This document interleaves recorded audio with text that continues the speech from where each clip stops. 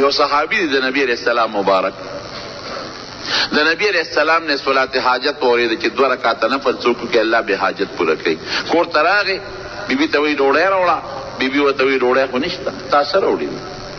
لاړ او د حضور پاک د وینا مطابق په جومات کې 2 رکعاته صلات حاجت وکړو. کور ته راغی، بیبي ته وایي څه شته؟ او تا سره لیږلي دي تش طور کور ته راشه او څه شته؟ څه دي؟ بیا لاړ، بیا 2 رکعاته صلات حاجت وکړل. خدایا ستا د ښکلي پیغمبر نه مې اورېدلي دي، زم نار یم او زما ښځه او بچیم نار دي، او ماله به روزي راکې. چې کور ته راغې ښځې څه شته که نشته؟ ښځه ورته وایي یو تار سره وړي دي، وګوره څه دې راوړي؟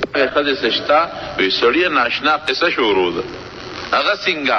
راشه وګوره میچن تاویږي او اوړه ترې رابېږي، او چې د کور څونه لوښي ومې ته ډک کړل، کور کې بل لوښي نشته چې د اوړو نه ډک کړم. او بله قصه ده، اور بلیږي په تنور کې، ډوډۍ پکې پورې کېږي مو رانړېږي، ټول کور مې د ډوډو ډک شو. دا د هغه 2 رکعاتو صلات حاجت برکت، د هغه یقین جوړو چې دې کې دا کمال شته. چې راغی میچنې پله ورغې ورېږه وګورم چې د غنمو دا لار ورته د کوم ځای نه را روانه ده. دا سرو زرو د چرګې هغه د هګۍ قصه ده که نه، چرګې لاړه کړه هر څه ختم شو. زه ګورم چې دا دانې د کومې را روانې دي، خو چې پله یې ګوتې یوړه جران میچن ودرېده. لاړ حضور پاک مبارک لا نبی علیہ السلام ته قصه وکړه، صاحب دا چلو. نبی علیہ السلام فرمایي ګوره ستا په هغه 2 رکعاتو یقین برابر و، او بیا چې میچنې پله دې ګوتې یوړې نو هغه یقین دې بل خوا لاړ. چې ګورم چې د کوم ځای نه غنم را روان دي، وایي زما د قسم په هغه ذات چې زما ستا د هغه په اختیار کې ده، که د میچنې د پله د ګوتې نه وي وړې، تر قیامته پورې به دا پل ګرځېده، اوړه به یې راغورځول او تنور به ډوډۍ درکولې. دا حقیقت دی. سورہ یاسین عام مسلمانانو ته بیادي. نبی کریم صلی اللہ علیہ وسلم فرمائی چې څوک د سورہ یاسین تلاوت کوي الله بدل د قرآن شریف د 10 ختم ثواب ورکی. 10 ځله چې قرآن شریف ختم کړي دا برکت دی. او چې څوک سحر وختي د سورہ یاسین تلاوت کوي نو پروردگار به د دروازې حاجتونه پوره کړي. الکه غریب ما او فقیر پیسې نشته، ډوډۍ نشته.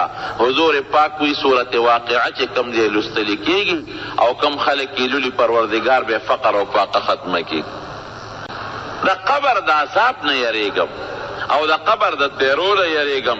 نبی کریم صلی اللہ علیہ وسلم فرمائی تبارک الذی تلاوت کوا کہ څوک د سورہ ملک تبارک الذی تلاوت کئی پروردگار به د قبر د عذاب نه ساتي. الکا ما ته قرآن یاد نری، سورہ اخلاص قل هو اللہ احد خطولو تا یاد دکن منس کے ټول لولو. حضور پاک فرمائی چې څوک 3 کرته اولولی اللہ با دا قرآن شریف دا پورا ختم ثواب ورکی، او چې څوک 10 کرته اولولی پروردگار بولا پا جنت کی یو بلڈنگ یو محل جوړ کی. حضرت عمر فاروق نبی علیہ السلام تاوی ویدا اللہ رسول اس خبلان لدیر محلون جوړ کو، لکه په 10 کرته محل جوړیږي، ډیر به جوړ کو. نبی علیہ السلام مبارک او فرمایل عمره ته دومره ډیر نشي ویلی لکه څومره چې خدای سره بلډینګونه او محلونه شته. او چې یو سړی 200 کرته اولولي سورہ اخلاص 200 کرته لوستل څه دونه ګرانه خبرم نه ده، ډیر زر لوستل کېږي. حاضر مسلمانان لکه لازم کې چې 200 کرته به ان شاء الله لولې کې خیر ساسو فایده ده ورکه.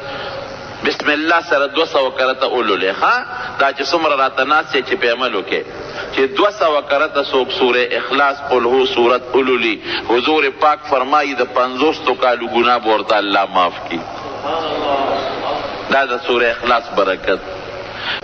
سورہ فاتحه چې دا مونږ یې مانځه کې لولو حضور پاک فرمایي چې دا څوک اولولي او بزانی چوف کی او یا پا اوبوی چوف کی او اغوبوس کی پروردگار بے دا بیمارین شفا نصیب کی، اللہ بے جوڑ کی. آیت الکرسی کہ دا شپی او انسان لولی، دا آیت الکرسی دیر فضیلتو ندی. یو فضیلت اداد چی پروردگار با دی دا شیطانانو او دا پیریانو دا ضرر نمافوس کی. دا شپی دا پیریان خوری گی او دا شیطانان بعضی بیماری ګوره د شیطان د چوکې د وجې نه پیدا کېږي. ډېرې بیماری داسې دي شیطان په انسان کې څه اثر وکړي، زخم کې ولا څه څښاپ وکړي ووایي او یا څه بل څه اثر وکړي، د هغې نه دا کینسر او دا خطرناکې بیماری پیدا کېږي. آیت الکرسی چې ماسخوتن ته تلاوت کې د شیطان او د پیریانو نه به د الله محفوظ ساتي. او بل حدیث کې پاک کې راځي چې آیت الکرسی څوک ولولي د ده او د ده د ګاونډیانو د کورونو به رب العالمین حفاظت کوي. وی اکثرو سره د الله مددي. نو که د دې اکثرو ریټ ټیک ده او که غلطه ده، خو چې د قرآن و سنت مخالف نه ګورئ، د قرآن و سنت مخالف د هیڅ چارې له اعتبار نشته. نو چې اکثریت یو فیصله وکړي او د قرآن و سنت مخالف نه، الله به ورسره مدد کوي، په هغې فیصله پکار ده. نو وی ته خپله رای پیش کا، که تا سره اکثریت ودرېده نو ستا په رای به عمل وکړو. وی ښه ده الله رسوله زما خو رای دا ده چې دا ټول قیدیان وجل پکار ده او داسې به نه وجنو چې د چا پکې خپل رشته دار دی هغه به خپل رشته دار وجني. او وی صاحب لومبی شروع به زه کوم، زما پکې ډېر خوږ ماما دی، زه به دې مړ کړم. د حضرت علي پکې رور دی عقیل، هغه خپل رور مړ کړي. د ابوبکر صدیق پکې زوی دی، به خپل زوی مړ کړي. او د الله رسول ستا پکې یو تره دی عباس، یو دی پکې زوم دی ابوالعاص، ته به د خپل زوم او دا تره لالی. ګرانه فیصله وه. وی مونږ الله ته ښایو چې خدای مونږ ستا په لار کې او ستا په رضا کې د ماما نه او د زوم نه او د تره نه او د رور نه ورتېر. حضور پاک صحابو ته د ده رای سره څوک ملګري یې، صرف یو کس وی او زما هم دا رای ده، نور وی نه د الله رسوله داسې نه کوي، جرمانه به ترې والو پرېږدو. نو بیا رسول الله مبارک عمر ته وی عمره فیصله د ډېره زیاته سخته ده، اکثریت ته سره ملګرتیا نه کوي. نو دا قیدیانو نه بیا حضور پاک جرمانې واغېشتې او پرېښودل. نو فوراً قرآن شریف کې آیت نازل شو د فیصلې نه پس. یو ځل چې فیصله وشي بیا خو نه بدلیږي. ما کان لنبي ان یکون له اسرى حتی یسخن فی الارض، یعنی مقصد یې دا چې د عمر ریټ ټیک و، دا ټول د دې نه وینې تویول پکارو، دا وجل پکار. زمونږ دا طالبان دې ته موافقات عمر وایي. دی په خپله یو ځای کې وایي وافقت ربي فی ثلاث، هغه وخت کې دته درې خبرې را مخکې شوې وې، ځکه یې ثلاثه وایي چې درېو خبرو کې زما رای د الله پاک د رای سره موافق شوی. ما یو خبره پیش کړې ده، هغسې د الله فیصله راغلې ده. حضور پاک له راغی وي د الله رسوله د پردې حکم وکړه. مخکې د ښه زنانه او دا پرده نه وه، مخ ستر بچا نه کو، د سر د غوږونو د مرۍ د سټ د لاسونو د لیچو او لاندې د خپو د دې ګیټو د دې پنډو د کونډۍ نه لاندې دا به یو بل ته ښکارېدل، پروا به نه وه. خلک به یو بل کره کورونو ته تلل لکه اوس چې دا نږدې رشتهداران یو بل کره ځي، یا دا بعضې ګاونډیان یو بل کره ځي، یو بل نه ستر باک نه کوي. دقسې مخکې دا ستر د دغې دی د دغه څیزونو د پردې حکم نو. نو خلق به یو بل کره تلل، نبی علیہ السلام کره به هم صحابه تلل راتلل. نو حضرت عمر وی د الله رسوله هر قسمه خلق ستا کور ته راځي، منافقین هم راځي او نیکان هم راځي. منافقین اسې نه چې په بد نظر ګوري. نو مهرباني وکړو د پردې حکم وکړه دې خلقو ته. رسول الله مبارک او فرمایل چې ما ته د الله را طرف نه حکم نه شوی، نو زه خو فیصله نشم کولی. الله پاک بیا سموده پس چې څنګه د عمر رای وه اقسې حکم نازل کړ، باس پرده لازمه شو. او الله پاک داسې حکم را نازل کو چې بیا صحابیاتو به د دې نه مخکې چې بار بچه تتلی پړونه به یې په سره یا پړونه به یې نو، فوراً یې د پړونو د پلسکو نه ځان له لوپټې جوړې کړې او بیا به یې لوپټې په سرولې، لوپټه کې سر او مرۍ او سټ او دا څیزونه دا پکې پټ شي. دا دویمه خبره شو. عمره کې رسول الله مبارک ته حضرت عمر وی وی چې مونږ طواف وکړو د صحابو ته ووایه دا مقام ابراهیم ډېر برکتي ځای دی هلته د ابراهیم علیه السلام هغه کاڼی پروت دی چې هغه بیت الله جوړو او د هغه د خپو د دې ګوتې د بند دومره نښې دي پکې د دواړو خپو نو دې ملګرو ته حکم وکړه چې دلته یو 2 رکعاته نفل کوي عمره زه خو د ځانه نشم کول د الله حکم نشته اقصې لږ ساعت پس جبریل آیت راوړه واتخذوا من مقام ابراهیم مصلی چې مقام ابراهیم سره 2 رکعاته مونځ کوئ دا درایم د عبدالله ابن ابی چې کله مردار شو مړ شو د ټولو منافقینو مشر و سردارو عبدالله ابن ابی مونځ به یې کو د حضور پاک سره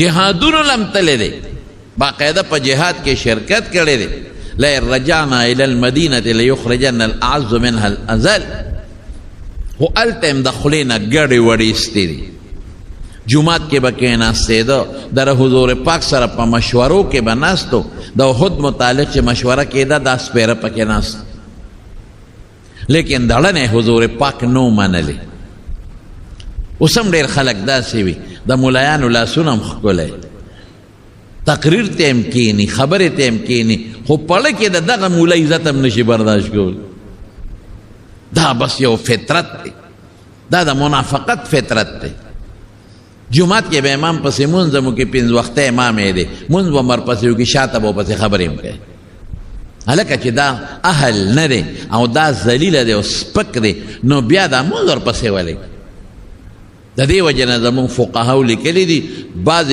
بعضې نسبونه دي او بعضې قصبونه دي چې وی دا خلک امامان مه جوړوي د هغې وجه سره د هغې وجه داره چې ستا په نظر کې ډېر سپک را نشي امام ته به په سپک نظر نه ګورې تا ته دې د پیغمبر په مصطلح ولاړ دی او د هغه د برکت نه ستا مونځ یو په 20 شو که د امامتي نه وه کړې تا به ځان لمونځ کو یو په یو به او رده په برکت ستا مونځ یو 20 توله ورسېد ترجمه به هم ته کوي د قرآن شریف بار به پسې خبرې هم کوي هلکه ظالمه دا خو ستا استاذ شو بیان به موري په جنازه کې فروغ او په صلح کې او په جمعه کې نو چې بیان دی واورېده نو خو دین خبرې دې زده کړې نو استاذ دی شو نو چې استاذ ټول زما شاګردان یې ځکه زه د دین خبرې درته کوم او هغه تاسو اورئ دې ته شاګردي وایي صحابه به هم دقسې د حضور پاک نه د دین خبرې اورېدې او به یې یادولې پیغمبر علیه السلام ته خو بخاري شریف مخکې نه پروت او نه د قرآن شریف تفسیر ورته مخکې پروت و چې د هغې نه به دقسې په منبر به ناستو یا صحابو سره په مجلس کې ناستو او د دین خبرې به یې کولې هغه به ته صحابو زده کولې د ټولو استاد دی انما بعثت معلما وایي زه ستاسو استاد دی خلق بخپل کار کوي خو د خپلو مقتدیانو ته او تاسو شاګردانو ته وایم او چې څوک مې بیان اوري هغې ته وایم چې کم امام پسې منځ کې هغه پسې سپکه به نه وي بد به نه وي چې د چا بیان او تقریر اوري نو هغه پسې سپکه به نه وي او بد به ورپسې نه وي دا ګناه دا د منافق نښه ده او خدای دې د نفاق نه وساتي نو عبدالله ابن ابی دړه نه حضور پاک نو منلې نو چې کله دې مړ کېده نو وصیت یې وکړ خپل زوی ته د زوی نوم یې عبدالله او د هغه وی چې زه مړ شم نو بچې 2 کاره مه کوې یو به د رسول الله مبارک کمیس راوړې او هغه به ما ته اچوې کفن کې خلک دا ناګنډلې کمیس اچوي ماله به دا ګنډلې کمیس د رسول الله مبارک راوړې او ما ته به یې اچوې او بل دا مهرباني وکړه که چې حضور پاک ته راوسته او په ما جنازه وکړه یعنی دونه پیغمبر مانو داغه د برکت کمیس که په دې خدای خلاص کړه خو دړنه د حضور پاک مشري نه ومنل چې کله به مقراله نو د مسلمان خلاف بیا اوټ استعمال کړی دی چې کله مقرا غلی ده نو د مسلمان خلاف بیا د خولې نه ګندونه ایستي چې مړ شو نو زوی راغی نبی علیه السلام له وی د الله رسول زما پلار مړ شو او دا 2 وصیت یې کړي دي زر نبی علیه السلام لاړ او خپل کمیس یې راواغشوې دا واخله او شا به دا ورته واچوه او زه جنازې له درځم چاته تپوس کوي د الله رسول کمیس دی ولې ورکا وی زما کمیس دله اس فایده نه ورکوي مسلمان له برکت فایده ورکوي کافر له نه ورکوي دی کافر دی کافر مړ دی نو زما کمیس هیڅ فایده نه ورکوي خو د ده په ما یو بدل یو احسان و د هغې بدل مې وله خلاص کړ کله چې زما تره عباس د بدر په جنگ کې نیولی شوی نو د هغه کمیس نو هغه د ده قد برابر و د ده کمیس په هغه پوره کېده د بل چا نه پوره کېده نو دی عبدالله ابن ابی زما تره له کمیس عباس ته ورکړی نو ما ولا هغه بدل خلاص کړ نور کافر له زما کمیس هېڅ فایده نه ورکوي دا برکتونه ثابت دي خو د مسلمان له چې کله جنازه تیاره شوه حضور پاک لاړ صحابه هم ورسره لاړ او دا د ډېر لوی قوم خاوند د خزرج قبیلې یو لوی قوم و د هغې مشر دا عبدالله ابن ابی نو ټول قوم یې ولاړ مسلمانان هم لاړل چې حضور پاک لاړ چې کله جنازې ته رسول الله مبارک مخکې شو حضرت عمر راغی او د حضور پاک